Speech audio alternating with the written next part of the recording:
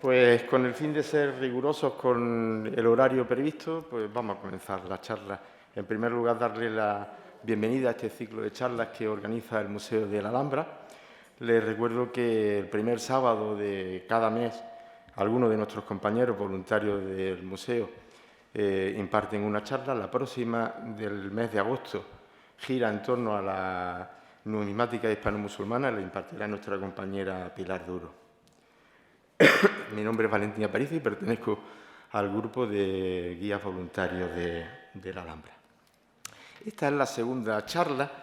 La primera la comenzamos en el mes de mayo, pero debido a la extensión he tenido que dividirla en dos partes. Una primera parte en la que ya abordamos en mayo, que giraba desde los orígenes de la Alcazaba, de los orígenes inciertos de la Alcazaba, hasta la llegada de la dinastía nazarí en 1238, que en realidad, pues como estuvimos viendo, el recinto de la Alcazaba era un recinto muy primario, un recinto pequeño y que hoy en día la única parte que sí que se conserva actualmente de ese recinto sería este muro norte. El resto, pues prácticamente con la evolución, las reconstrucciones y las distintas reformas han ido evolucionando y cambiando con el paso del tiempo. Cuando Muhammad I, el fundador de la dinastía nazarí, llega a Granada, sabemos que venía de un pueblo de la provincia de Jaén, de Arjona, y es reconocido como emir. Desde el principio comienza un gran programa constructivo que va a afectar, evidentemente, a las partes defensivas de su reino y, por supuesto, a ese corazón defensivo que él tenía en su mente y que, evidentemente, había que consolidar y darle esa resistencia. Por lo tanto, se va a llevar, desde comienzos del siglo XIII, se va a llevar ese programa constructivo que va a abordar y va a empezar primero con la Torre de la Vela, casi de manera simultánea la Torre del Homenaje, por supuesto el aljibe y una serie de murallas que van a consistir en un triple amurallamiento definitivo de ese sector que apunta hacia el norte. Eso a lo largo del siglo XIII. También se iniciarán en las construcciones y se llevará a cabo en la construcción de las caballerizas.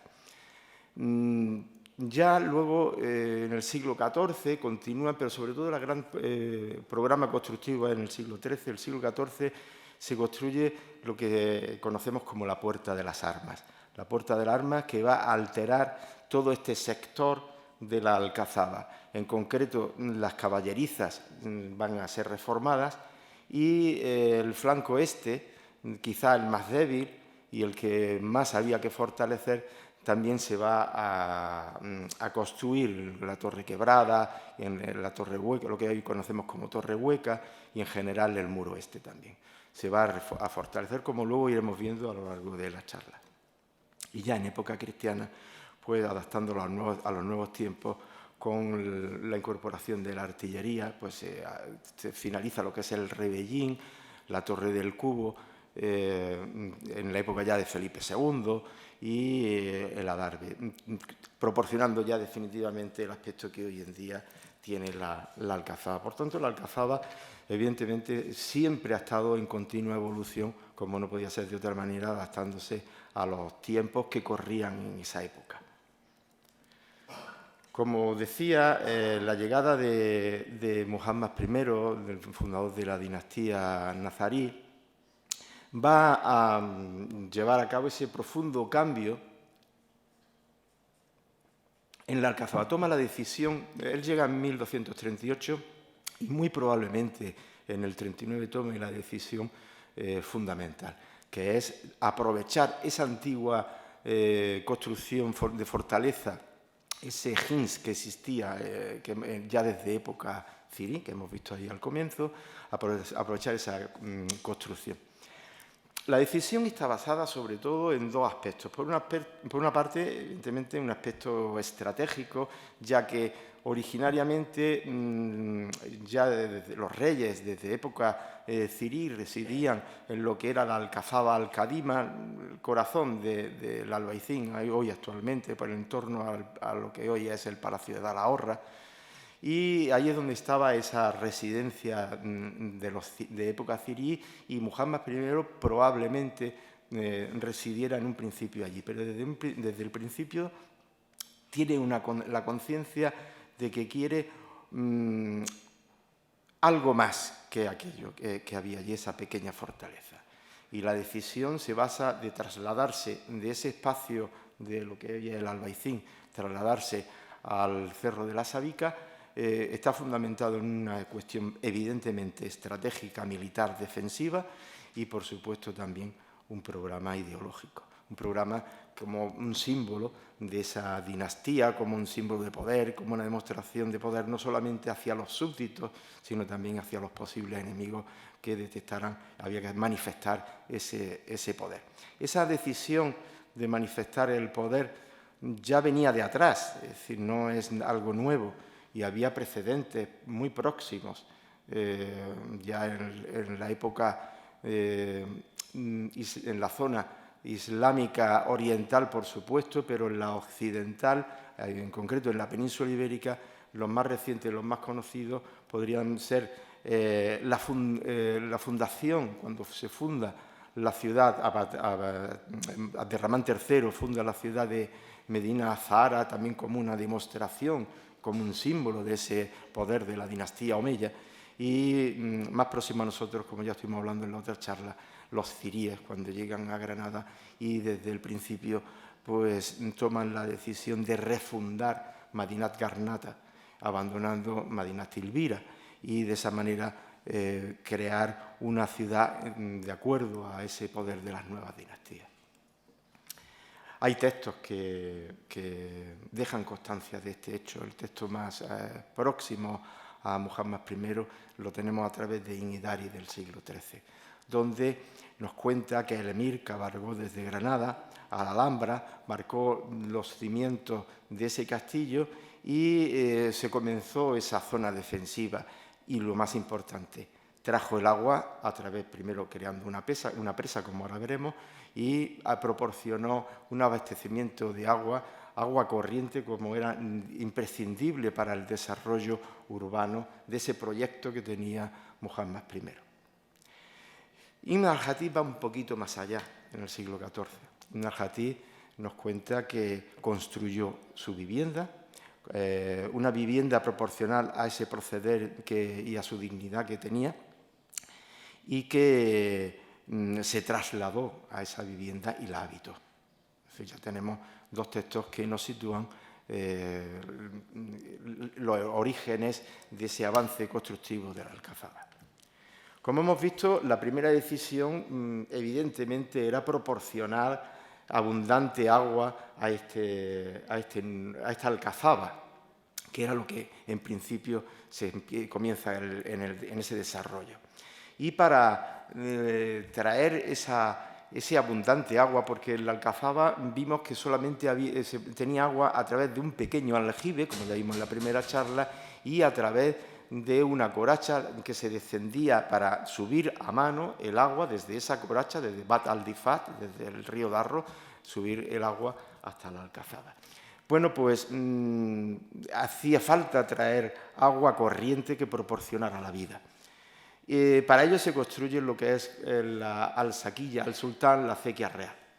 La acequia real se toma a través de una presa, una zub, en las inmediaciones de Jesús del Valle, y los primeros metros discurren por la ribera derecha del río Darro para inmediatamente ya coger la ribera izquierda y con una inclinación muy pequeña hacer llegar ese agua, doblando lo que hoy en día ya sería el Generalife y entrando ya en el recinto de la Alhambra. Pero hay una parte, precisamente a la que nos estamos refiriendo, que es a la Alcazaba, una parte donde no tenemos el trazado descubierto de la Alhambra, es una incógnita el cómo llegaba ese agua corriente, cómo llegaba hasta este recinto defensivo.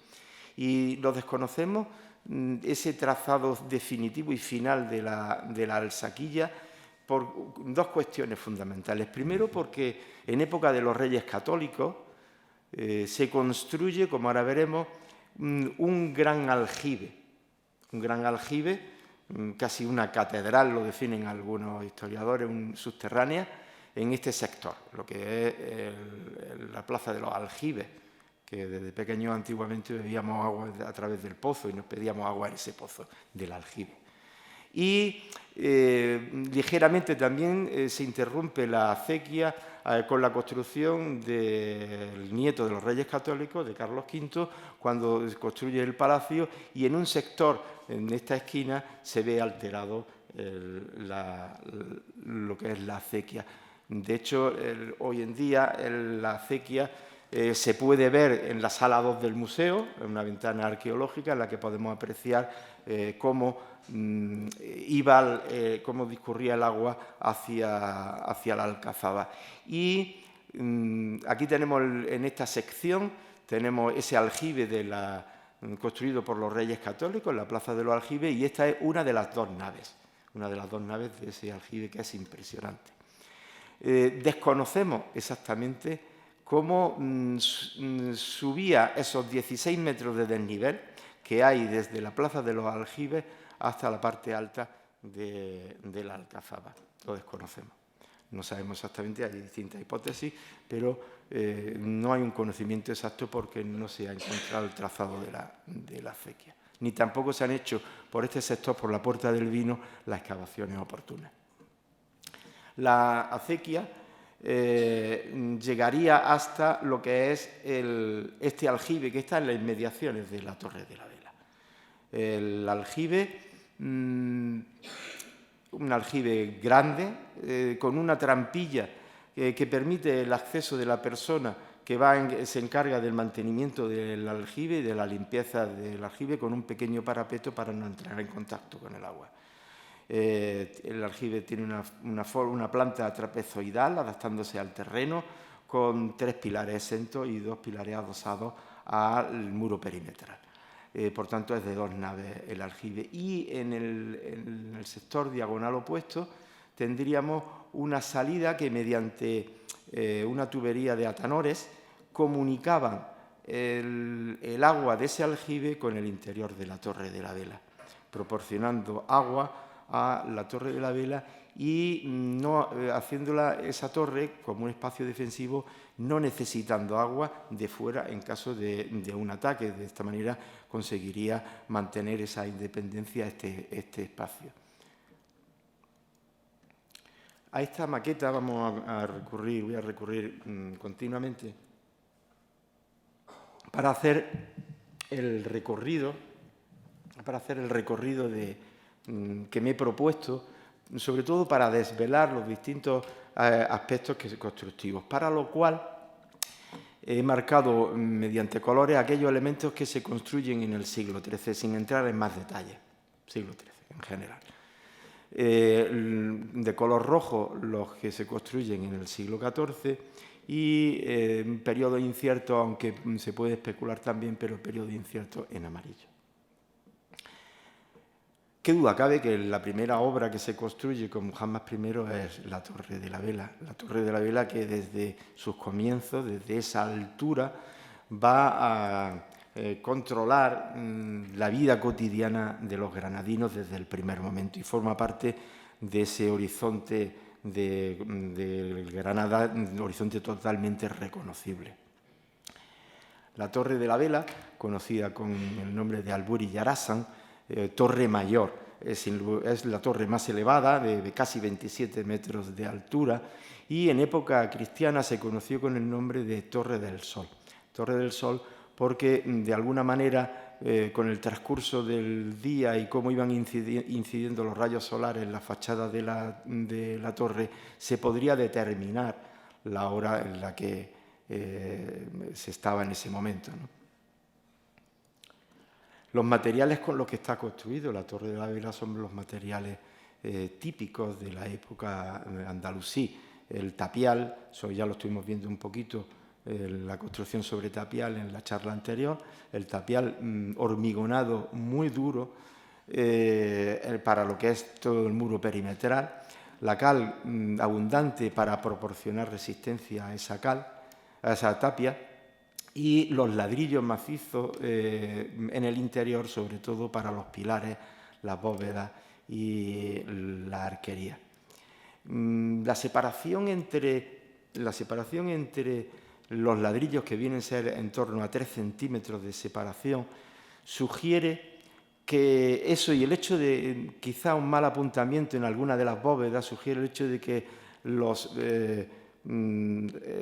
albañiles que trabajaron en esta obra primeriza, pues no tuvieran gran experiencia y probablemente se tratara de albañiles de la zona. El perfil de la estructura de la Torre de la Vela es el tradicional, es decir, las zonas bajas con muros muy gruesos, y conforme vamos ascendiendo el grosor de los muros va a ir disminuyendo de forma considerable. En el caso de la Torre de la Vela, el grosor, la parte más ancha del sótano es de casi 5 metros de grosor, de un tapial muy duro y muy resistente, hormigonado.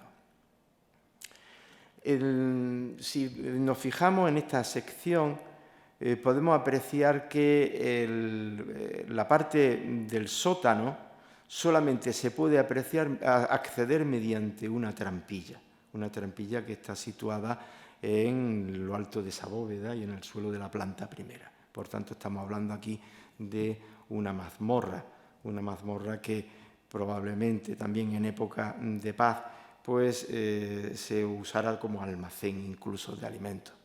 Pero sin lugar a dudas fue también una mazmorra de la cual era casi imposible salir de ella, salvo que pudiera usarse a los presos para obras del Emirato y encerrados evidentemente por la noche. Voy a hacer un recorrido por las distintas plantas. Aquí vamos a ir viendo en la planta que nos encontramos y el plano de la misma. Si vemos, esa mazmorra está descentrada con respecto al resto de la torre, de las distintas plantas. Y este hecho va a tener unas consecuencias casi perversas, porque estructuralmente va a tener grandes problemas la Torre de la Vela sobre el proyecto inicial en el que estaba diseñada la propia torre, porque a través de distintos pilares recaían en lo que era la bóveda de ese sótano, por tanto en un punto muy débil. Esa debilidad va a provocar una inestabilidad en la estructura de la propia torre, con lo cual se va a llevar un reforzamiento continuo en cada una de esas plantas. Ya en el primer piso, al cual no accedemos habitualmente cuando hacemos un recorrido como turista a la Torre de la Vela, pues no se accede a estos pisos. El primer piso se accede mediante una puerta estrecha, una puerta defensiva. Posteriormente se abrió otra segunda puerta. Y volvemos a la misma situación de inestabilidad. Bueno, estos son las ventanas saeteras, para que lo vayamos comprendiendo un poco bien las imágenes, ventanas saeteras que están haciendo que da en lo que es el muro. Bien, pues ese nivel constructivo de reforzamiento va a ser continuo en cada una de las plantas. Lo que en un principio estaba pensado como un espacio diáfano, abierto, donde cualquier persona podría discurrir libremente por ese espacio y con un juego probablemente muy interesante entre luces y sombras, pues se vio alterado por esa mala ubicación de esa mazmorra. Y en este sector, quizá el más debilitado por las propias puertas, al romper lo que es la línea de muro, evidentemente este sector de aquí, esta esquina sureste, se convierte en la parte más débil de la estructura, con lo cual a lo largo del tiempo toda esa esquina ha sufrido continuas remodelaciones, precisamente por esa debilidad.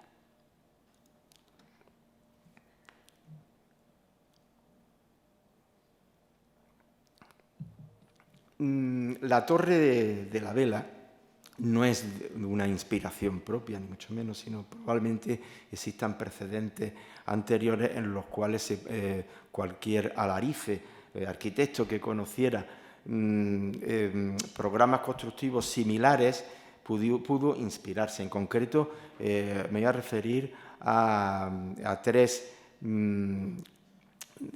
grandes torres, tres minaretes de época almohade. Este es de 1185 en la mezquita de Kutubiyya en Marrakech, donde la solución para ese minarete pasa por un espacio cuadrado y una nave deambulatoria ascendente para llegar a la parte alta de la torre. Y, evidentemente, ya un poquito más allá, 5 años después, se llevan a cabo dos torres, dos minaretes o alminares gemelos, son prácticamente iguales. Este inacabado de Hassan en Rabat y la mezquita de Hassan y la Giralda en Sevilla. Bueno, pues en el plano de la Giralda podemos ver cómo efectivamente hay un sector cuadrangular en el centro, una especie de habitáculo cuadrado y una nave ascendente que va perimetralmente subiendo a lo largo de la torre. Por tanto, esa estructura, de alguna forma, tiene esa inspiración, un espacio cuadrado, pero aquí se resuelve de una manera bastante interesante, en el sentido de que, mientras que en los proyectos anteriores que hemos visto es una nave ascendente, circular, a modo de caracol, la elevación, el paso de nivel se hace a través de una escalera en la Torre de la Vela, con lo cual permite aprovechar mucho mejor los espacios interiores. A esta nave sí ascendemos nosotros. Voy un poquito para atrás porque decirles que esa conexión del aljibe con la Torre de la Vela, este sería el pozo de conexión donde se encuentra ese abastecimiento de agua independiente dentro de la Torre de la Vela, que aquí lo podemos ver en el segundo piso, donde sigue existiendo mediante atanores de cerámica, mediante atanores se podría coger agua desde ese pozo. Actualmente accedemos a esta nave del segundo piso por este espacio y el reforzamiento cada vez va siendo inferior conforme vamos a ir subiendo. Las naves inferiores tienen mucho más presión y por tanto necesitan más refuerzo. En este piso, en el segundo piso, hay una bóveda de crucería muy interesante donde está apoyada la bóveda mediante unas pechinas con tramos semicirculares, un sistema que fue muy utilizado en época almohade en toda Al-Ándalus. Y vemos cómo hay reminiscencias todavía de arquitectura almohade en los comienzos de la época nazarí. El tercer piso, pues llegamos también a través de la escalera y volvemos a encontrar también con esos refuerzos estructurales. Este tercer piso es conocido como la vivienda de la velera, donde tradicionalmente las personas, ya en época cristiana, las personas encargadas de dar los toques de las campanas de la vela vivían ahí. Normalmente eran inválidos de guerra, personas heridas en guerra, que se destinaban a esos espacios porque estas torres estaban muy vinculadas al ejército, ¿no? Y la última persona que habitó fue hasta mediados del siglo pasado, ¿se oye? Sí, hasta mediados del siglo pasado, que fue Encarna, Encarna la Velera, la última persona que habitó en este espacio, que era viuda de un militar herido. Y por último llegamos a la azotea.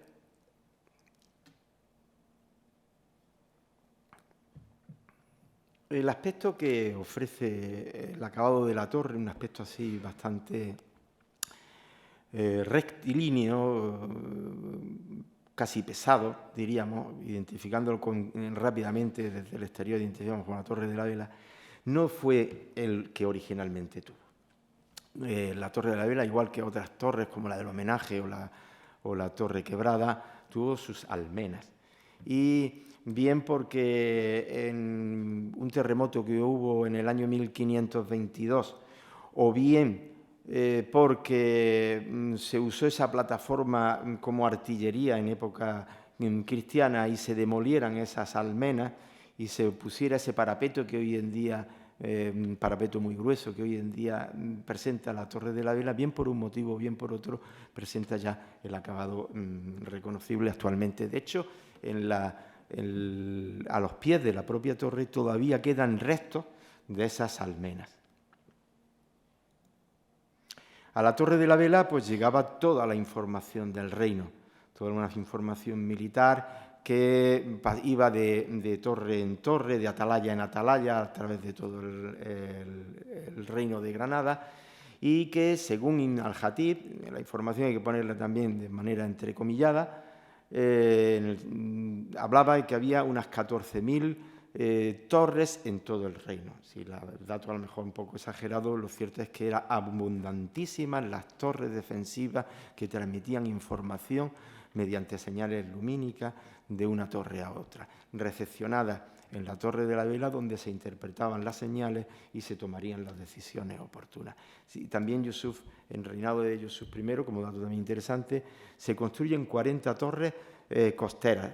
Hay que darse cuenta de que el reino de Granada tenía dos grandes fronteras, una en contacto con los reinos cristianos, una frontera interior, terrestre, y otra frontera marítima, a la cual también había que proteger.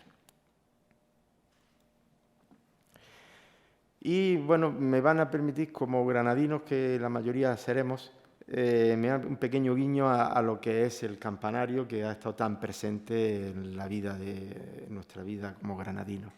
Para lo cual nos vamos a trasladar al retablo de la Capilla Real, donde están enterrados los Reyes Católicos. Este retablo, encargado a Felipe Bigarny, entre 1520 y 1522, lo elabora. Y en el zócalo inferior podemos ver esta imagen tan reconocible que es la entrega de las llaves de Granada, donde en este sector aparece el ejército vencedor, numeroso, poderoso, con símbolos de poder, montados a caballo, y con una iconografía bien diferente el sector de los perdedores, debilitados, andando fuera de la nobleza del caballo. En definitiva, nos está mostrando, por primera vez vemos la alcazaba en esta imagen. El artista la ubica en la Puerta de la Justicia, cuando sabemos que no fue allí la entrega de las llaves de la Alhambra, sino que se realizó en el Alcázar del Genil, en lo que todo ese espacio se conoce como el Jardín de la Reina. Bueno, de esta imagen podemos ver también algo muy interesante, como contrapunto al aspecto actual que tiene la Alhambra, y es que, evidentemente, la Alhambra estaba desprovista de vegetación, como no puede ser de otra manera, ya que a nivel defensivo todo tipo de vegetación favorecería al atacante, con lo cual el bosque que hoy en día ennoblece la Alhambra no existía originariamente. Y vemos que la Torre de la Vela dispone de almenas, y el campanario, que desde comienzos de la conquista con los Reyes Católicos, el campanario está presente en la torre, y desde ese momento regulando la vida de los granadinos y, por supuesto, no solamente la vida de los granadinos, sino la vida la social, sino también la vida económica. Los riesgos de la vega eran normalmente regulados por el sonido de las campanas de la vela. De ahí también esa importancia. Y originariamente la espadaña que ocupaba la campana estaba en este sector, no estaba centrada, y se rehace en el año 82 del siglo XIX, ya ocupando desde entonces el aspecto que hoy en día tiene. Los toques más recientes que hay documentados de la campana de la vela, y los que hemos tenido la suerte de escucharlos por la noche cuando hemos residido en ese espacio y los añoramos, pues recordaremos cómo la campana sonaba todos los días durante las noches. y los últimos toques eran lo que conocíamos toques regulares, que era el toque de ánima, el toque de queda, el toque de alba y toques de modorra. Ya digo que eran diarios y por la noche.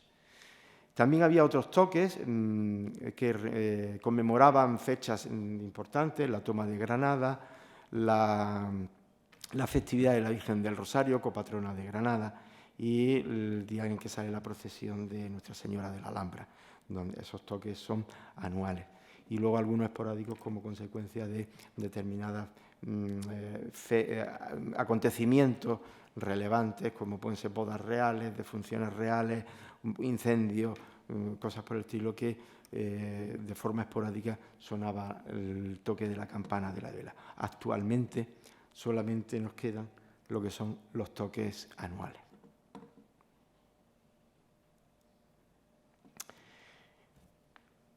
Siguiendo con las dos grandes obras del periodo del fundador, de Muhammad I, y casi simultáneamente se va a construir. Hay que pensar que aunque yo vaya haciendo un recorrido de forma separada, muy probablemente la Alcazaba se estuviera levantando no un sector y luego otro, sino probablemente trabajando a la vez en varios sitios.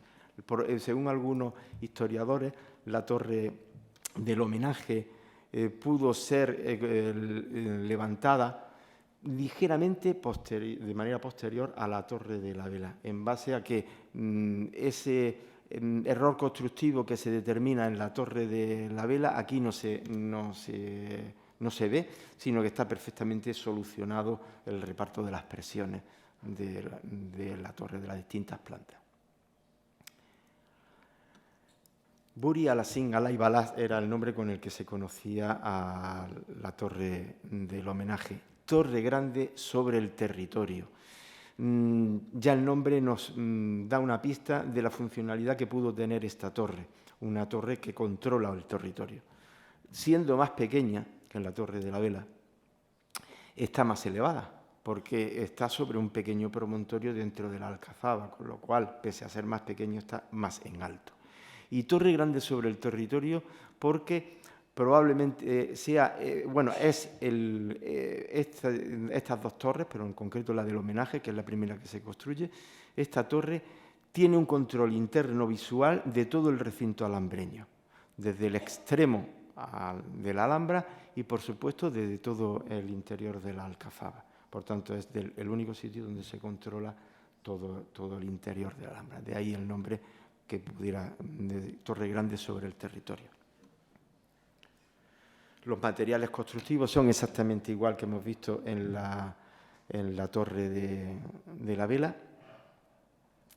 Yo estoy viendo que hay gente que hace fotografías. El vídeo luego se publica y de ahí podrán seguramente descargarse las imágenes o lo que sea, y si alguien luego tiene interés, yo no tengo ningún problema en proporcionar. Se pasan interesados el día que yo estoy en el museo, que es los martes, y no tengo ningún problema. Los materiales construidos con los que se construye la torre son exactamente iguales que la torre de la vela: tapial, cal y ladrillo para el interior. La estructura de la torre del homenaje, estamos hablando de 5 plantas y un sótano. ¿Vale? El sótano, al igual que la torre de la vela, solamente se accede desde esta planta primera, ¿vale?, mediante una trampilla, y vemos cómo sí se resuelve el reparto de las presiones porque está centrada en todas las naves, de tal manera que, al igual que en la anterior que hemos visto, pues los muros van a ir siendo cada vez más estrechos conforme vamos ascendiendo. Y en el último piso, una gran sorpresa, una vivienda. Se trata de la primera vivienda construida sobre una torre en época andalusí. La primera constancia, al menos que conozcamos actualmente, la primera vivienda sobre torre en época de Al-Ándalus. Y esta torre tiene 2 puertas para entrar, independientes. Esta primera puerta, una puerta está aquí detrás de este parapeto, que se accede a esta primera planta, y no comunica con el resto de las plantas, solamente comunica con esta prisión que hay debajo. Y pues, desde el adarve norte se accede por una puerta que hay justamente detrás al resto a esta planta, y ascendiente mediante una escalera se va subiendo. Y aquí hay una pequeña puerta, en concreto, aunque yo he puesto el punto ahí, pero estaría situada en esta parte, una puerta que comunica ya con el resto de los adarves, el adarve continuo, ¿vale? Por lo tanto, esas dos puertas van a anticiparnos un poco la funcionalidad de los espacios. Cada uno de los espacios probablemente sean espacios diferentes con distintos usos. La primera puerta, cuando alguien asciende por esta pequeña rampa, tiene que bordear el parapeto, y en caso de ser un atacante, lo normal es que lleve las protecciones, lo que es el escudo, pues lo lleve en la mano izquierda. Mientras que el flanco derecho, la parte derecha, pues lleva las armas de ataque y es la parte más desprotegida. Bien, pues este parapeto tiene una funcionalidad doble, y es que cuando obliga a los atacantes a girar, y cuando afrontamos para dirigirnos hacia la puerta, lo que estamos ofreciendo el flanco derecho a los soldados que supuestamente están situados en la parte de arriba, con lo cual tiene una estrategia militar muy antigua, por cierto, ese sistema de construcción ya anticipado desde épocas romanas. Y en la planta superior, que se accede desde ese adarve. Bueno, también decir que decía que había un segundo factor de este parapeto, y es el factor sorpresa. El atacante no ve qué es lo que hay detrás, y el factor sorpresa siempre va a estar favoreciendo, en este caso, al que defiende. Aquí vemos el acceso de los distintos espacios. Se accede por muy pequeñas puertas y puertas muy estrechas. Dependiendo, por tanto, de esos accesos y esas comunicaciones internas que tiene la torre del homenaje, pues podemos hablar a modo de hipótesis, de distintas funcionalidades. Una funcionalidad militar, una funcionalidad audiencia administrativa, luego vamos a ver algunas imágenes del interior, y por supuesto la vivienda, donde es posible que fuese la primera residencia del fundador de la dinastía nazarí, habitara en este espacio.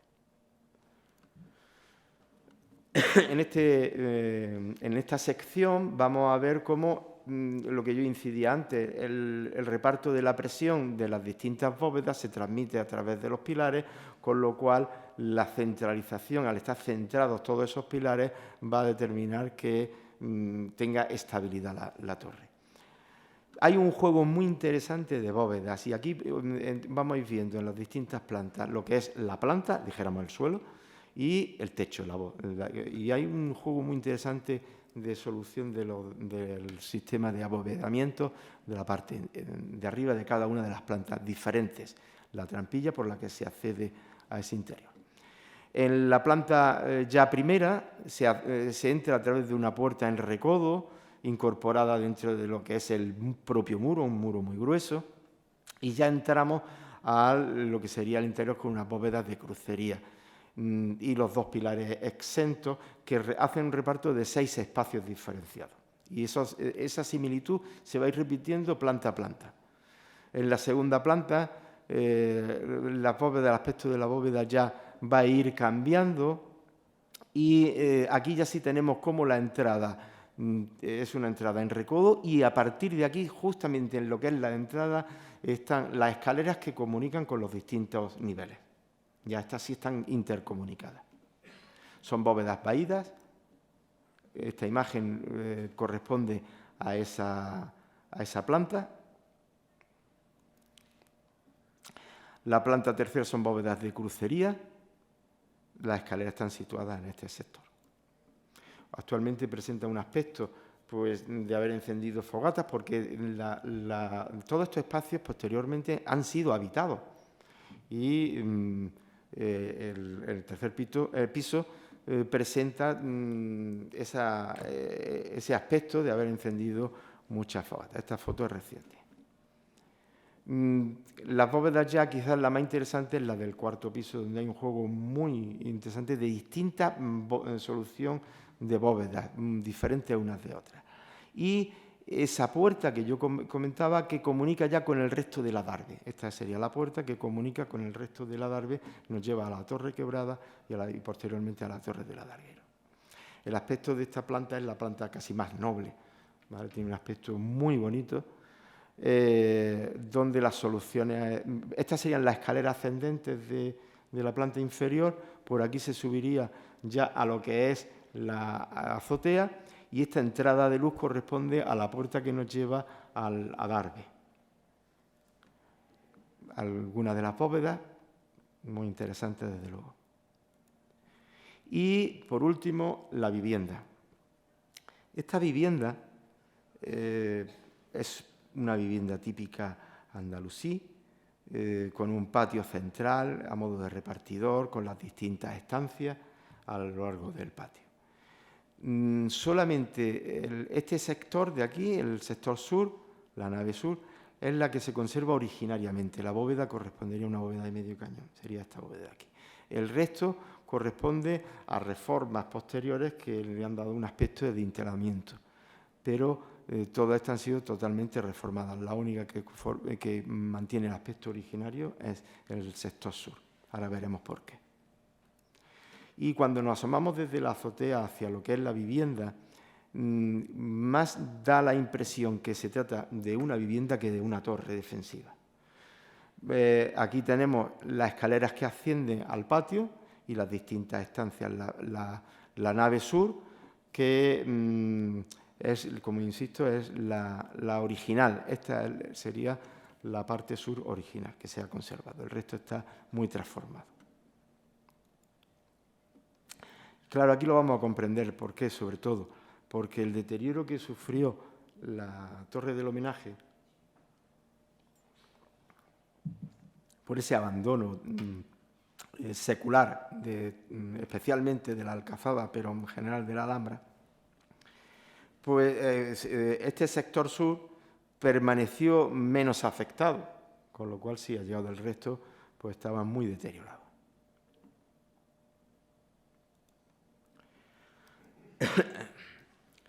Vamos a ir viendo ahora este sector, lo que es el sector norte. Para comprender cronológicamente, de forma correcta, habría que hacer un pequeño esfuerzo y lo que es la puerta de armas, que se construye en el siglo XIV, visualmente quitarla. Lo podía haber hecho con el Photoshop, pero me costó muchísimo trabajo. Entonces, es más fácil que visualmente eliminemos la puerta de armas que se construye posteriormente. Y entonces lo vamos a entender un poquito mejor. Pues se construye en el siglo XIII también las caballerizas. Las caballerizas están casi por fuera de la Alcazaba. Y las caballerizas originariamente presentan un gran corredor y los establos al norte y al sur de ese corredor, a izquierda y derecha del corredor. Las ventanas saeteras que permiten la entrada y la ventilación de los establos y las escaleras que hay al final. Esta parte es más elevada, la parte situada al este de las caballerizas es más elevada y esta es menos elevada. Hay una inclinación este-oeste, de tal manera que esa inclinación puede favorecer las limpiezas de las propias caballerizas, porque toda la suciedad que proporcionan los animales mediante cubos, baldes y tal, se va a ir limpiando y se va a ir echando por este espacio. Bien, pues las caballerizas, que aquí vemos la sección de las caballerizas, hemos dicho el corredor y los establos a uno y a otro lado. Cuando se construye, aquí aparece muy bien lo que es la puerta de armas, de forma punteada. Cuando se construye la puerta de armas, se transforma las caballerizas y se cortan las caballerizas. De tal manera que actualmente, estas serían ya las caballerizas del siglo XIV, actualmente las caballerizas, todos los establos de la parte norte han sido prácticamente anulados, aunque siguen existiendo un tramo pequeño, pero han sido prácticamente anulados. Aquí al final se pueden ver las escaleras de las escaleras ya del final. Y los pilares nos hablan de profundas reformas en el periodo cristiano de esas caballerizas. Estas caballerizas han sido bastante transformadas en periodo cristiano. Adosadas las caballerizas, la Torre de los Hidalgos, que aunque es, aquí yo he estado pensando si ponerla en esta, pero en fin, al final me he inclinado por incluirla adosada a las caballerizas, porque aunque la Torre de los Hidalgos es construida en época cristiana, originariamente existió también ahí otra torre, por eso, porque tenía una función vinculada a las caballerizas, por eso la he puesto en esta visita cronológica de la Torre de los Hidalgos. Probablemente se usara como almacén de herramientas, de forraje, de maíz, de materiales vinculados lógicamente a lo que eran las caballerizas. Conocida como Torre de los Hidalgos o de Paniagua porque ya desde el comienzo de época cristiana, con los reyes católicos, la primera persona que habitó en esta torre fue Dionisio Paniagua, veedor de bestias y recua, es decir, un maestro de obras encargado de transportar mediante los animales materiales constructivos para todas las reformas que se estaban llevando a cabo en el interior de la Alhambra en periodo cristiano, estoy hablando. Por eso es conocido también como Torre de Paniagua. Ignorando la Puerta de Armas, pues tendríamos lo que sería la Barbacana. La Barbacana es un gran foso defensivo rodeado por estos dos grandes muros que también debieron de construirse en este mismo periodo y que tiene un aspecto impresionante cuando vamos por debajo, por esa Barbacana. Realmente impresiona el hecho de que imaginemos los soldados militares vigilando todo este espacio y personas discurriendo por esa Barbacana. Realmente impresiona. Es un triple amurallamiento defensivo con un gran foso que además sirve como tránsito, como un gran pasillo. Al final de la Barbacana, pues al final de la Barbacana nos vamos a encontrar con la Torre del Cubo. ¿Vale? La Torre del Cubo, que pese a ser una construcción cristiana del periodo de Felipe II, Luis Machuca es el encargado de dirigir la obra como una plataforma artillera, pero en su interior alberga, para el que no lo conozca, alberga lo que es la Puerta de la Taona.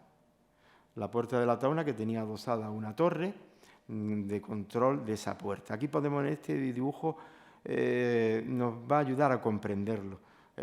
Al final de esa Barbacana se sitúa lo que se situaría la Puerta de la Taona, que algunos historiadores también la relacionan con Muhammad I. Y adosada, pues tendríamos lo que es la torre control defensivo de la puerta. Y es un lugar de abastos, probablemente lugar donde había panadería, carnicería, pescadería en sus alrededores.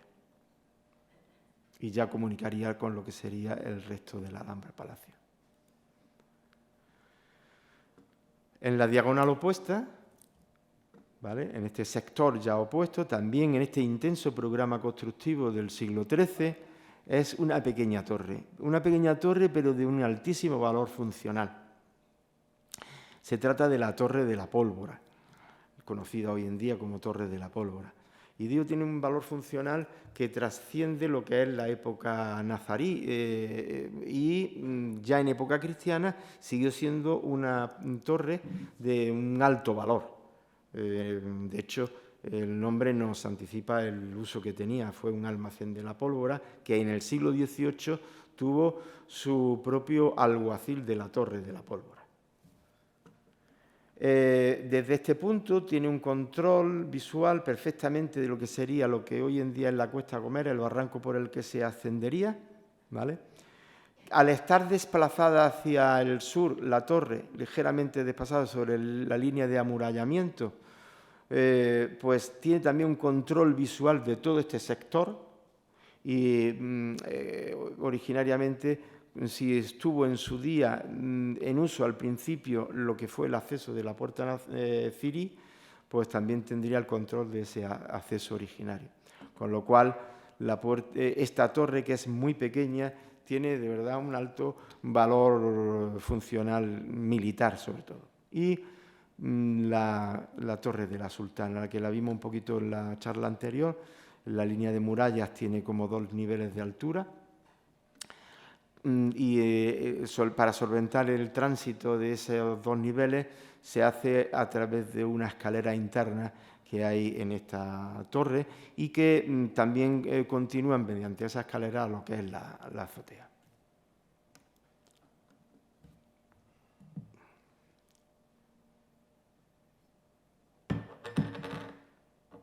Bueno, pues vamos a pasar de siglo y nos vamos a adentrar ya en el programa constructivo del siglo XIV. Se va a centrar básicamente en 2 espacios que estamos viendo, el flanco este y la gran puerta de las armas. Una puerta interesantísima y que luego vamos a ir viendo. Quizás sea este el sector más debilitado de la Alcazaba por el lugar en el que está. Es decir, por esta parte de aquí, originariamente solamente estaba protegido por este muro y en principio, que conozcamos, pues la Torre del Homenaje. Cuando en el siglo XIV se refuerza todo este sector se refuerza porque los cimientos de ese muro están descansando sobre una piedra suelta, grava, que junto con la lluvia, las escorrentías de la lluvia y las aguas subterráneas pueden provocar una gran inestabilidad en este sector, un sector bastante debilitado. Y bueno, pues se construye la torre quebrada. Ya estuvimos hablando en la anterior charla la posibilidad de que albergara una torre en su interior cuando se construye la torre quebrada, una hipótesis. Hay otros historiadores afirman que no. Hay distintas interpretaciones.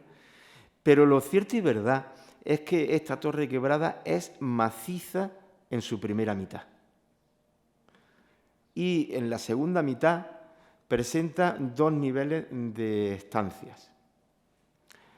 Su interior, todo este sector, podemos ver que hay una serie de arcos ciegos, que todos hemos conocido cuando hemos dirigido hacia la Torre de la Vega. Esos arcos ciegos, la gran funcionalidad que tienen es la intención de aligerar en cuanto a carga, a peso, aligerar todo el sector, manteniendo la resistencia del muro, pero al construir estos sectores ahuecados, lo que estamos haciendo es aligerar el peso de todo lo que sería la muralla.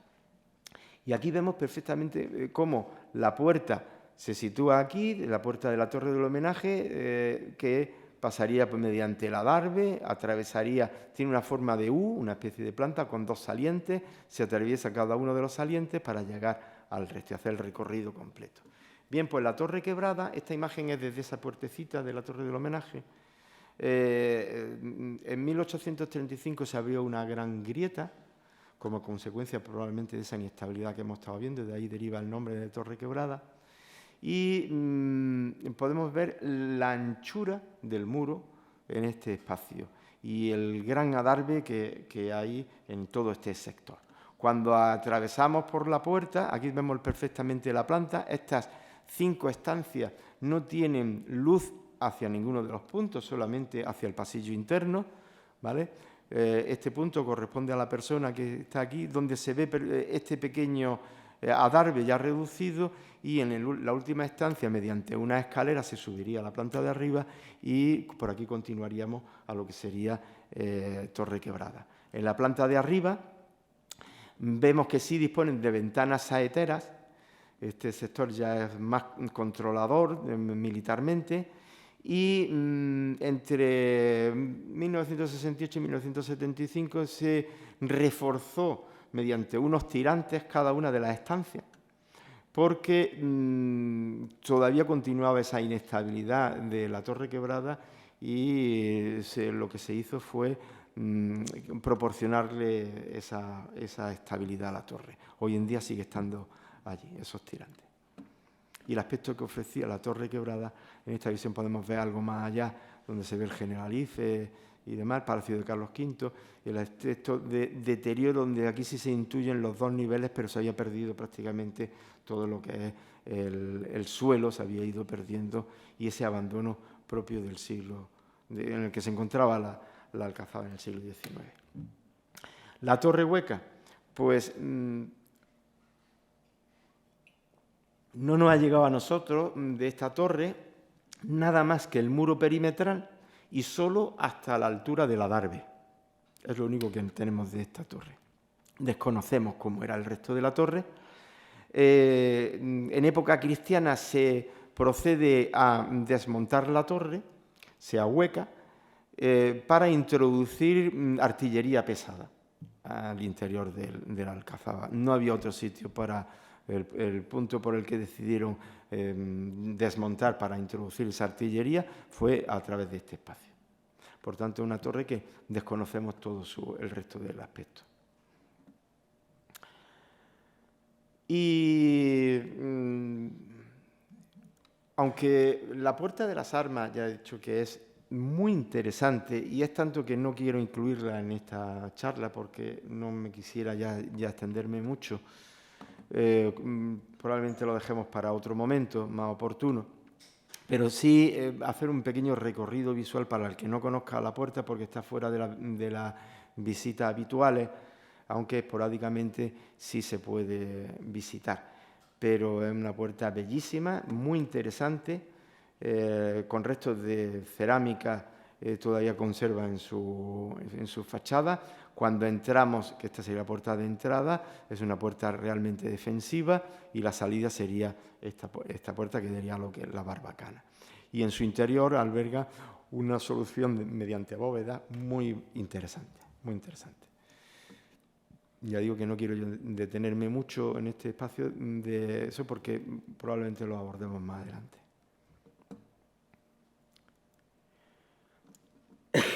Y ya para finalizar, el interior de la Alcazaba. Hemos estado hablando de toda la zona defensiva, pero el barrio militar, el barrio castrense, también merece la pena detenernos un poco para desentrañar ese laberinto que hay ahí en su interior, que todos hemos pasado. Pues originariamente se trata, desde luego, del único recinto urbano nazarí excavado en su totalidad.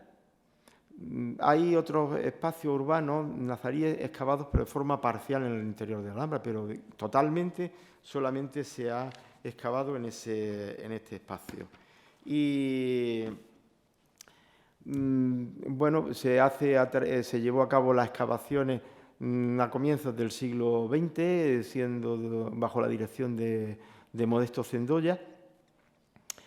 Y hay unas 12 o 13 viviendas, luego veremos ese matiz de 12 o 13 viviendas en su interior, que albergarían a una reducida población militar que, lógicamente, estaría vinculada con altos mandos del ejército, siendo una de las viviendas la del jefe más importante militar de ese espacio. En su interior estaría todo este entramado urbano que vamos a visitar, muy pequeño pero sí muy interesante, los baños, el hammam, y el aljibe que vimos al principio de la charla, donde la acequia discurriría seguramente por este sector. Aquí hay un pozo y llegaría a lo que es el aljibe.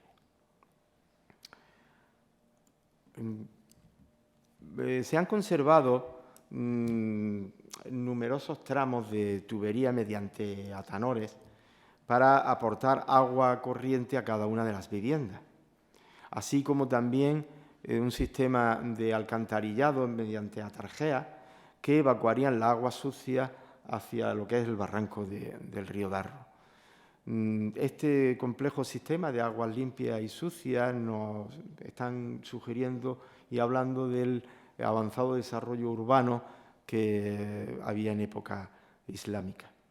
Bueno, pues para comprender este laberinto por el que nosotros discurrimos cuando nos dirigimos hacia la Torre de la Vela, pues vamos a ver cuáles son los sectores más interesante de ver. Hay una calle este-oeste, la principal, por la que igual discurrimos, y una serie de dos pequeñas calles entramadas que comunican con algunas de las viviendas, y otra calle adosada al muro norte. Esa es la trama urbana que tiene este pequeño espacio.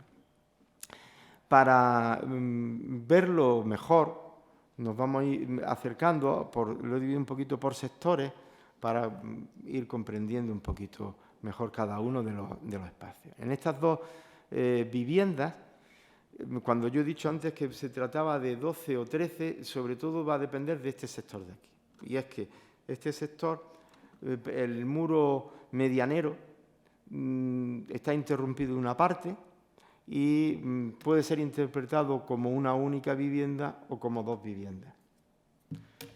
Simplemente ahí lo dejo. Entonces, depende de la interpretación que se le diera. En algún momento pudiera tratarse como dos viviendas, aunque probablemente se hubiera tratado como una vivienda, aunque lo normal es que se traten de dos viviendas. La mayoría de las viviendas tienen un patio, no todas, pero la mayoría disponen de un patio al cual vuelcan el resto de las estancias. Casi todas tienen sus letrinas, normalmente situadas las letrinas en los espacios ventilados, bien o la entrada con salida de ventilación hacia la calle o en conexión con el patio, pero siempre ventilada. Esta vivienda, la que está marcada como número 2, se trataría de la vivienda más importante, la única que tiene una alberca. Es la única que tiene una alberca. Por tanto, estaríamos hablando de que probablemente se trataría de la vivienda del jefe militar más importante del acuartelamiento. En la alcoba norte hay dos plataformas, aquí hay una plataforma, hay dos plataformas que son dos camas elevadas donde mediante un colchón pues descansarían las personas. Y a modo de gran curiosidad, justamente debajo unos huecos para introducir los bacines, vacinillas, lo que llamamos hoy en día orinales, y lo cual nos habla de esa sofisticación de la sociedad nazarí, ¿no?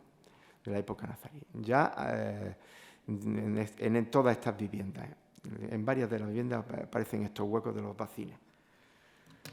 En el sector central, quizás el más desconcertante, aunque estas dos viviendas, esta de aquí y esta, se accede desde la calle, pero hay una, desde la calle este-oeste, pero hay una calle en recodo que deja un poco en desconcierto. Quizá con el tiempo, cuando se realicen mayores excavaciones, se pueda ir desmenuzando y avanzando en esto, en este aspecto. Porque hay una vivienda, que sería la vivienda número 11, pero el resto de estancias no queda muy claro el uso. Incluso una de ellas tiene un hipocaustum. Un hipocaustum es un sistema de un suelo, como un suelo flotante, donde por debajo hay una cámara de aire y por su interior discurrirá, pues de esa cámara de aire discurre aire cálido que lo proporciona una caldera, es decir, un sistema de calefacción de suelos radiantes. Y ese es desconcertante en tanto que hay preguntas que no están como muy resueltas, como qué hay ahí en una estancia que además está abierta y volcada hacia esa calle. ¿Qué comunicación puede tener o qué funcionalidad puede tener esta calle con tramos diferentes de anchura? Sí es posible, a modo de hipótesis, que hay un tramo que pudiera insinuarse que se cerrara mediante una puerta y que a lo mejor en determinados momentos del día se cerrara y pudiera actuar esto como un patio interior. En fin, son ideas que están por desvelarse de este sector. Este sector sí es bastante interesante, que da acceso a un grupo numeroso de viviendas, algunas pequeñas, pero con una calle muy estrecha. Aquí vemos la anchura de la calle. Esta persona está en este punto, justamente donde aparece el cursor, y nos habla de ese tipo de entramado urbano propio de las ciudades Andalusía. Se han conservado, como es en esta casa, en la casa número 10, se han conservado los arranques de algunas escaleras. Por tanto, al menos en las viviendas que existen esos arranques de escaleras, pues tenían un segundo piso. El resto, pues al no conservarse, no se sabe, ¿no? Y ya digo que casi todas las viviendas disponen de un sistema de alcantarillado barrido mediante los restos del agua que iba, aguas sobrantes desde la acequia o de eso, iban barriendo las letrinas y echando las suciedades fuera de lo que es el recinto. Un sistema muy interesante, muy complejo, muy avanzado. Estas dos viviendas, una con patio y otra sin patio, adosada a lo que es el muro este, pues nos sugieren que pudieran pertenecer a viviendas de esa época del siglo XIV, que es cuando se levanta ese muro. Y este sector, algunos historiadores lo han interpretado como un lugar de, más bien, almacenes, espacios comunales, ¿no? Porque carecen de letrinas. Todo este sector de aquí carecen de letrinas. Uno de ellos, como es este de aquí, la casa 16 o el espacio 16, pues en su patio hay un gran horno. Y ya por último, unos minutillos a lo que es el baño, el típico baño andalusí, con una rampa descendiente. El baño está retranqueado sobre el suelo, está rehundido, de tal manera que desde el exterior se verían lo que serían las bóvedas del hamam. Y a la vuelta de esta rampa de descenso pues estarían las letrinas y luego veremos lo que sería el hipocausto. Aquí lo vamos a ver sobre este plano. Mediante unas grandes escaleras se desciende, se llegaría a lo que es la zona del vestuario, la letrina, y ya entraríamos en lo que es los baños. Este baño carece de sala fría. Tiene la sala cálida con el hipocausto. Aquí se ven los pilares por los que descansa el suelo del caldarium, y por debajo el aire caliente circularía mediante la caldera que hace circular el aire. Y esta de aquí sería la sala templada. Las dos pilas que proporcionarían agua para los propios baños, y una escalera para descender a lo que sería la zona de servicio, donde se almacenaría la leña y se alimentaría la caldera. Y bueno, yo por mi parte simplemente ya dejar constancia de la documentación con la que he preparado las dos charlas, que la divido en dos partes, y por supuesto, bueno, pues agradecerle su atención y agradecer sobre todo este día de verano, de vacaciones para algunos, que se hayan tomado la molestia de venir. Muchas gracias. Si alguien tiene alguna pregunta, pues... Yo no sé si no se ha dicho, ¿la Torre de la Vela siempre ha tenido campana? ¿Siempre ha tenido qué? ¿Campana? No, solamente en época cristiana. Desde la época de los Reyes Católicos se instaló la campana. Antes. ¿En el retablo se ve ya, parece que con campana? Sí, por eso el retablo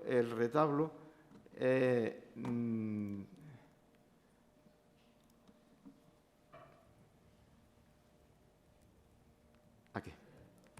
El retablo, en el retablo se ve la campana, pero el retablo es de entre 1520 y 1522.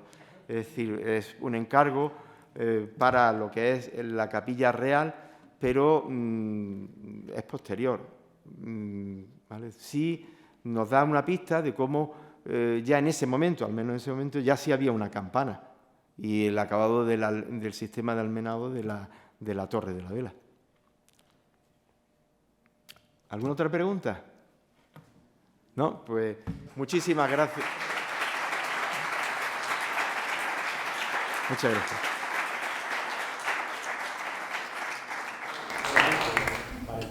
Que te quería preguntar. La Torre del Cubo, ¿Sí? ¿Perdón? La Torre del Cubo, el hueco es un hueco